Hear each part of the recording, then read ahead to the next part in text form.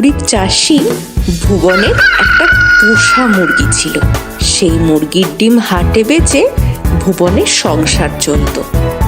সে মুরগিটাকে তার ঘরের সামনে বেড়ার মধ্যে রাখত। কিছু দূরেই ছিল এক বিশাল জঙ্গল, আর সেই জঙ্গলে একটা পাজি শেয়াল থাকতো। সে অনেক চেষ্টা করেও বেড়ার ভেতরে ঢুকতে পারত না। তাই সে বিশেষ মতলবে ভুবনের মুরগির সাথে বেশ বন্ধুত্ব পাতিয়ে ফেলেছিল।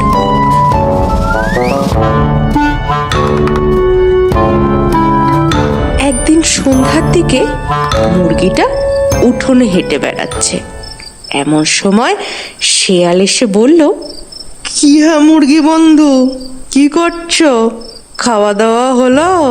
আরে শেয়াল ভাই যে, এই সন্ধ্যের দিকে একটু হাঁটাহাঁটি করছি আর কি। তুমি এদিকে কি করতে? আর সত্যি কথা কি বলবো তোমায়, এই যে বড় জঙ্গলে আমি থাকি, একটা মনের মতো বন্ধু নেই আমার, জানো। তাই তো তোমার সাথে একটু গল্প করব বলে চলে আসি।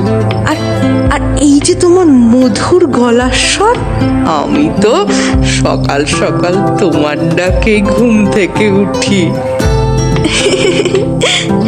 তুমি একটু বেশি প্রশংসা করো শেয়াল ভাই। কই, আর তো কেউ এরম বলে না। সেই তো ব্যাপার গো, সবার প্রশংসা করার মতো মন থাকে না। এই যে আমি ভাবি, তো তুমি যদি আমাদের সঙ্গে জঙ্গলে থাকতে, কত ভালো হতো। তোমার মিষ্টি মধুর ডাকে সকালের ঘুম ভাঙতো। কি যে তুমি এই বন্দি হয়ে থাকো না, দূর। কি যে বলো, মালিক আমার বড্ড ভালো মানুষ। আমি ডিম দিই রোজ, আর মালিক আমায় পেট ভরে খেতে দেন। আমি বন্দি কই, আমি তো ভালোই আছি। সে কি, তুমি তোমার ছানাদের বিক্রি করো? সেটা তুমি আবার গর্ব করে বলছো? ছি ছি বন্ধু, ছি। কিন্তু শিয়াল ভাই, এটাই তো নিয়ম। আমায় মালিক পোষেন, তাই আমাকে তাকে ডিম দিই। এতে খারাপ কি আছে? কি বলছো তুমি বন্ধু? তুমি একজন মা, মা হয়ে নিজের সন্তানদেরকে বেঁচে দিচ্ছ, আবার বলছো কি ভুলেতে? কই, আমাদের জঙ্গলে তো এরম হয় না কখনো। আমরা নিজেদের মতো স্বাধীন হয়ে বাঁচি। তুমিও চলো, মহা আনন্দে থাকবে আমাদের সাথে। শিয়াল ভাই, তোমার কথা ঠিক, আমি জানি।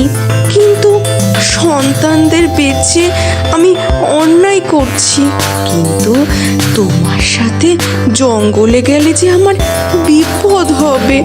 সবাইকে ওখানে তোমার মতো ভালো বলো, যদি আমায় মেরে ফেলে? দুঃখ দিলে বন্ধু, তোমার এই শিয়াল বন্ধু থাকতে অন্য কেউ তোমায় খাবে? মানে মানে আমি তোমায় রক্ষা করব। তুমি বেরিয়ে এসো, এই বেড়ার ফাঁক দিয়ে বেরিয়ে এসো। চলো আমার সাথে জঙ্গলে, তারপর দেখবে জীবন কাকে বলে। এই শুনে মুরগি বেড়ার ফাঁক দিয়ে বেরিয়ে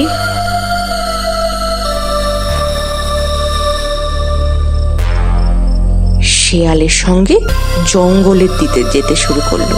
কিছু দূর যেতেই ঘাড় মুটকে ধরলো মুরগি।